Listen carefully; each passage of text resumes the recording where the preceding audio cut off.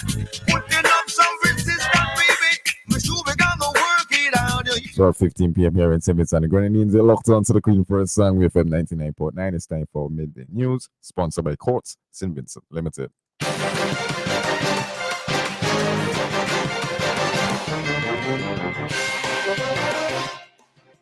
Good afternoon and welcome to WEFM's Midday News, brought to you with the kind compliments of Courts St. Vincent Limited. You've got 101 reasons to shop Quartz now. Enjoy hot deals and free gifts with the purchase of furniture, appliances, electronics, and more. Save $1,400 on a Sony 55-inch 4K Google Smart TV. Get a free 3-piece coffee table set with the purchase of select lounge sets and get up to 50% off on accessories and homeware. Purchase any Ashley furniture and enjoy 25% off. Need more reasons to shop? No cash, no problem. Shop today and pay nothing for 90 days with Quartz Ready Finance. Shop in-store or online at shopquartz.com. Conditions apply. Quartz, bringing value both. Welcome back to WEFM's Midday News. I am your presenter, Rajiv Providence.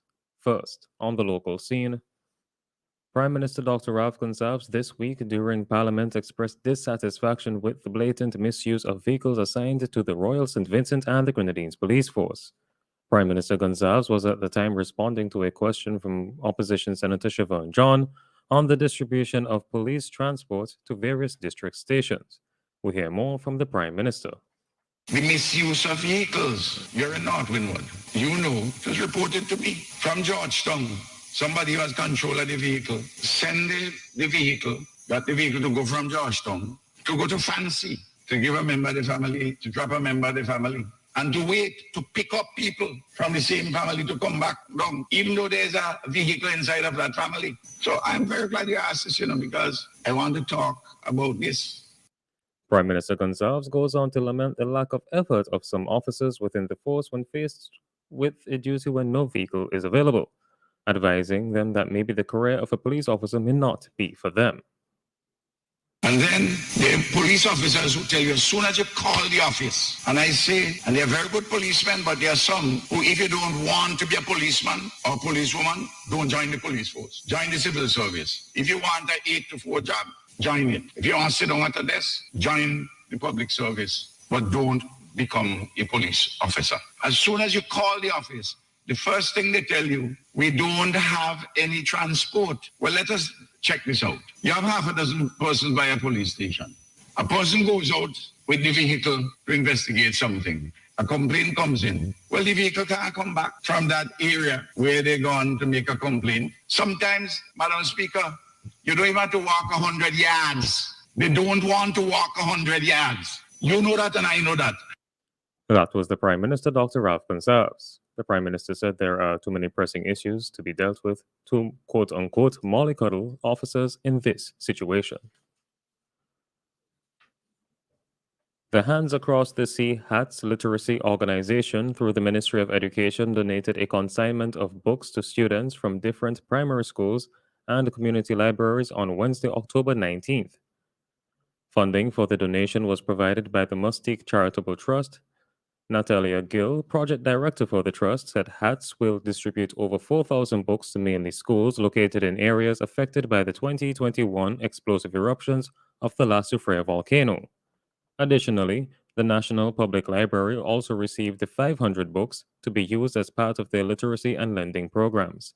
Gill said the Mustique Charitable Trust is happy to partner with HATS to introduce and enhance the need for literacy at all levels in St. Vincent and the Grenadines.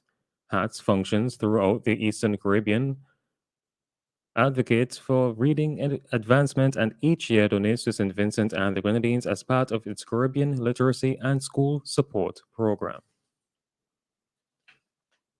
Still on the local scene, unfavorable weather conditions and lack of immediate access to necessary building materials have been cited as the reasons for the delayed completion of the temporary building for the Mary Hutchinson Primary School located on Ashton Union Island. However, Minister of Education Curtis King has given the assurance that the temporary accommodation will be completed by December 2022. We hear more from Minister King. This was the response from the technocrat. The temporary building to relocate the students and staff of the Mary Hutchinson Government School is expected to be completed by December 2022.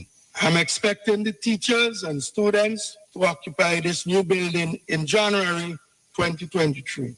This new building, it is designed to include 7 classrooms, a kitchen and dining area, staff room, administrative building, washroom block, library, and a computer room. About what is hindering the completion of the structure? Honorable Member, the weather and immediate access to building materials have negatively impacted the rate of implementation of the project. That was the Minister of Education, Curtis King. Minister King said it is the hope of the authorities that no further delays in the completion of the project occur. On to news in the region. Grenada's Prime Minister Decon Mitchell on Wednesday marked the 39th anniversary of the demise of the left-wing People's Revolutionary Government, PRG, in his homeland with a warning that the region is not immune to political instability.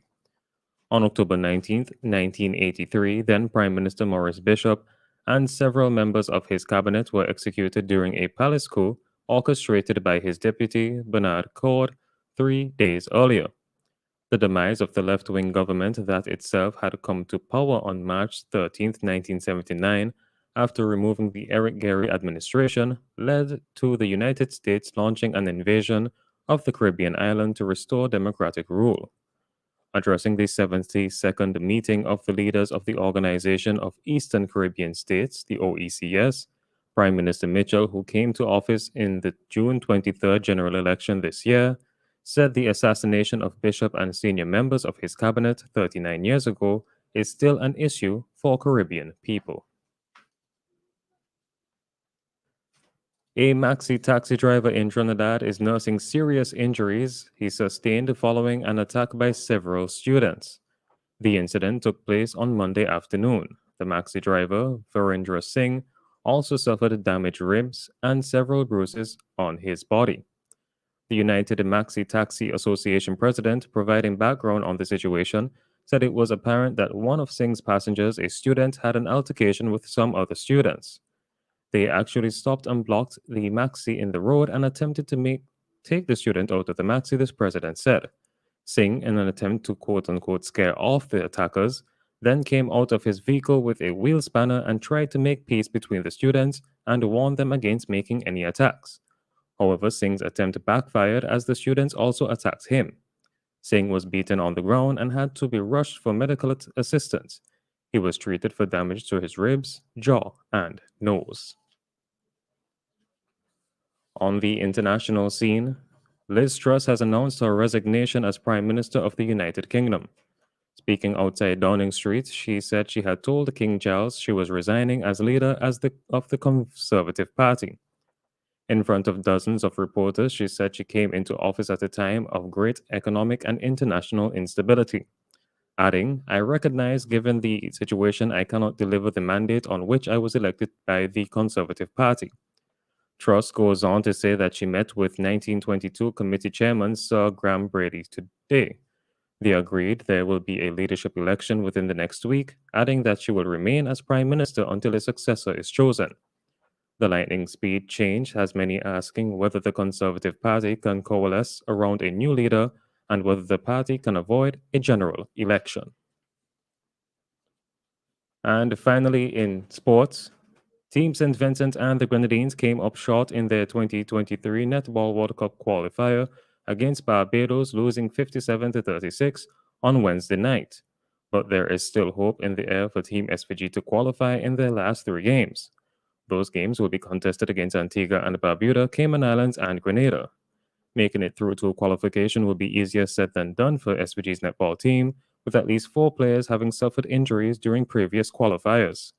But despite adversities faced, Team SVG is still optimistic that they can bring home an independence gift in the form of a qualification for the America's Netball World Cup. This has been WEFM's Midday News. I have been your presenter, Rajiv Providence. Join us again at 3 p.m. for WEFM's 3 p.m. News. WEFM's Midday News is brought to you with the kind compliments of Court St. Vincent Limited. Get the protection needed for your eyes only at Quartz Optical. Trade in and save up to 35% off your lens purchase, plus a free eye exam. Payment plans available from 3 to 24 months. Book your appointment today online at www.quartzoptical.com. For your eyes only. Trade in your old glasses and save up to 35% off your lenses only at Quartz Optical. Value you can see. Special conditions apply. Did you know? Have you used them?